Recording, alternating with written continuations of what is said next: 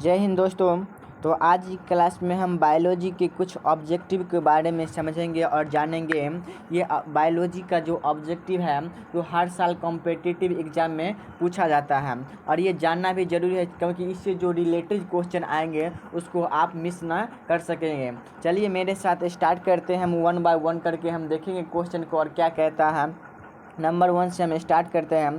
क्या मनुष्य का मस्तिष्क का हृदय जो मानव का हार्ट होता है वो 72 बार प्रति मिनट धड़कता है? यानी कहने का मतलब 1 मिनट में 72 बार धड़कता है जो मानव का हार्ट होता है, हृदय होता है।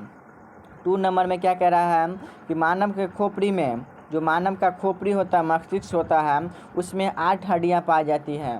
कितना हड्डियाँ पाई जाती हैं? तो टोटल हमारा 8 हड्डियाँ पाई जाती हैं। नेक्स्ट में कह रहे हैं हमको स्वस्थ मानव यानी मनुष्य जो एक हमारा हेल्दी मनुष्य होता है उसका श्वसन गति 16 से 18 बार होता है। यानी जो हमारा किसी भी तरह से बीमार नहीं होता है, स्वस्थ होता है उसका हार्ट, उसको हम लोग 16 से 18 बार उसका गति करता है श्वसन की। फिर नेक्स्ट में कह रहा है मनुष्य का मस्तिष्क का वजन, जो मनुष्य का मस्तिष्क का वजन होता है, एक मानव होता है उसका मस्तिष्क का वजन होता है 1350 ml। कितना होता है? 1350 ml, सॉरी ml नहीं, ग्राम माना जाता है। कितना हो जाएगा? 1350 ग्राम। उसके बाद मनुष्य का मस्तिष्क, जो हमारा मनुष्य का मस्तिष्क हो जाएगा उसका सबसे बड़ा भाग कौन है? तो सबसे बड़ा आप भाग पूछेगा आपका प्रमस्तिष्क है, जो हमारा प्रमस्तिष्क का और ब्रैकेट में दिया है सेरिब्रम। फिर नेक्स्ट बढ़ते हमारा किडनी के बारे में पूछ दिया है। तो जिस किडनी पूछेगा, किडनी इंग्लिश में बोलते हैं लेकिन उसका हिंदी क्या होता है? ब्रिक। आपको ब्रिक के बारे में पूछ दिया है तो आप ब्रिक के बारे में चलते हैं। तो क्या कह रहा है ब्रिक के बारे में, इसको हम देख लेते थोड़ा। ये ब्रिक का वजन पूछ दिया आपको। ब्रिक का वजन कितना होता है? 150 ग्राम। कितना होता है? मस्तिष्क का होता है 1350 ग्राम, लेकिन यहाँ हमारा ब्रिक का यानी किडनी का 150 ग्राम होगा। फिर बढ़ते हम शरीर का सबसे बड़ी हड्डी पूछ दिया। जो हमारा मानव का शरीर का सबसे बड़ा हड्डी कौन सा होता है? तो ये फीमर नामक हड्डी होता है। और फीमर नामक हड्डी पूछेगा तो ये कहाँ होगा? तो ये मानव का जो जांघ होता है, पैर का हड्डी, उसमें ये हड्डी पाई जाती है। तो ये दोनों याद रखना, सबसे बड़ा हड्डी और ये कहाँ उपस्थित होता है। नेक्स्ट आगे बढ़ते हैं। तो मनुष्य का शरीर की सबसे छोटी हड्डी, जो मनुष्य का शरीर की सबसे छोटी हड्डी पूछ रहे हैं तो ये छोटी हड्डी स्टेपीज हो जाएगा। और स्टेपीज कहाँ जाता है? ये हमारा कान में पाया जाता है। फीमर हमारा पैर में पाया जाता है, जांघ में पाया जाता है, लेकिन स्टेपीज हमारा कानों में पाई जाती है। फिर नेक्स्ट में मनुष्य जो मानव के शरीर होता है उसमें पूछ दिया है कि शरीर में मौजूद हड्डी कौन सी होता है? तो मौजूद हड्डी वो हमारा हो जाएगा जबड़े की हड्डी। जो जबड़ा होता है मानव के शरीर में, दांत वाला हड्डी, वो सबसे बड़ी हड्डी होती है जबड़े की मौजूद। और सबसे बड़ा फीमर, सबसे छोटा स्टेपीज और मौजूद हमारा जबड़े की। फिर नेक्स्ट में देखते हैं हम कि शरीर के सबसे कठोरतम, यानी जो हमारा शरीर है उसको सबसे कठोरतम पूछ रहा है। तो सबसे कठोरतम एनामिल क्या हो जाएगा? एनामिल। फिर नेक्स्ट में सामान्य मनुष्य का, जो हमारा एक नॉर्मल मनुष्य है उसका सामान्य मनुष्य का रक्तदाब कितना हो जाए? रक्तदाब तो 120/80, जिसको इंग्लिश में हम लोग बोलते हैं ब्लड प्रेशर। डॉक्टर यहाँ जाते हैं तो हम लोग ब्लड प्रेशर को चेक करवाते, वही है, इसको हिंदी में बोलते हैं रक्तदाब। कितना हो जाएगा? 120/80, इसका मतलब बट्टा।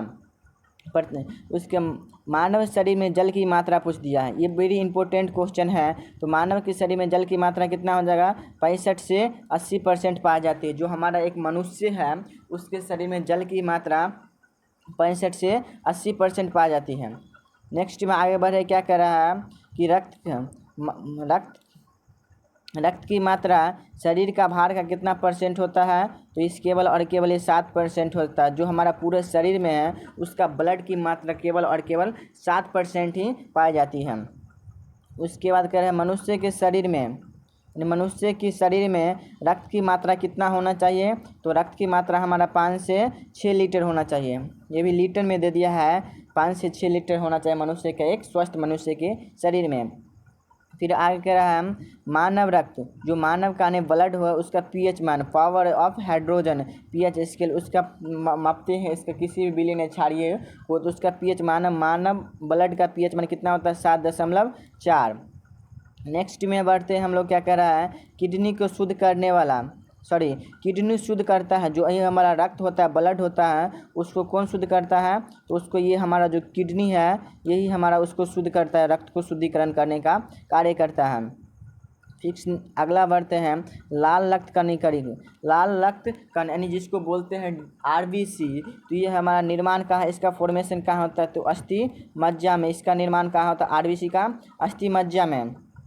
नेक्स्ट में कह रहा है तो लाल रक्त कण का जीवन काल, ये एक इससे पहले पूछा था लाल रक्त का निर्माण कहाँ होता है, आप पूछ दिया लाल रक्त कणिका का यानी लाल रक्त कोशिका का जीवन काल, तो इसका जीवन काल कितना हो जाएगा 120 दिन, यानी महीना में बोलेंगे तो 4 महीना हो जाएगा और दिन में हम काउंटिंग करेंगे तो 120 दिन हो जाएगा। फिर इसके बाद अगले क्वेश्चन की हम चलते हैं, चलिए आगे बढ़ते हैं। श्वेत रक्त, इससे आप पूछ दिया आपको श्वेत रक्त कौन सा बोल दिया आपको, श्वेत रक्त यानी WBC, लाल रक्त को हम बोलते हैं RBC और श्वेत रक्त को हम बोलते हैं WBC। तो श्वेत रक्त का बोलते हैं कितना जीवन काल है 1 से 4 दिन, इसकी RBC की अपेक्षा में बहुत कम होता है, इसका 4 महीना यानी 120 दिन, इसका 1 से 4 दिन के अंदर में डेथ कर जाता है और ये 4 महीना लगाता है। उसके बाद है श्वेत रक्त को हम लोग कण को दूसरा हिंदी में बोलते हैं ल्यूकोसाइट और ल्यूकोसाइट, लेकिन लाल रक्त कण को हम बोलते हैं एरिथ्रोसाइट, लाल रक्त को क्या बोलते हैं एरिथ्रोसाइट और श्वेत रक्त को ल्यूकोसाइट। फिर नेक्स्ट शरीर का तापमान नियंत्रक, जो हमारा शरीर का ताप हो जैसे बुखार लगे तो उसको नियंत्रण कौन करता है, तो ये नियंत्रण करने वाला हाइपोथैलेमस ग्रंथि होता है, जो ग्लैंड होता है जो मानव के शरीर में, ये हमारा उसका नियंत्रण करता है। नेक्स्ट में बढ़ते हैं मनुष्य के शरीर में जो हमारा ब्लड होता है उसको सर्वदाता है, सर्वदाता का मतलब है सबको डोनेशन कर सकता है, दान कर सकता है, वो वाला हमारा रक्त समूह कौन सा है, ये हमारा केवल और केवल वो हो जाता है जो सबको हमारा दे सकता है। तो कैसा लगा वीडियो को अधिक से अधिक लाइक सब्सक्राइब कमेंट करें। वीडियो देखने के लिए धन्यवाद। यहाँ भी लिखा हुआ है कि शेयर ज़रूर करें मित्रों को, अपने मित्रों को, ताकि इसके बारे में अच्छे से नॉलेज ले सकें।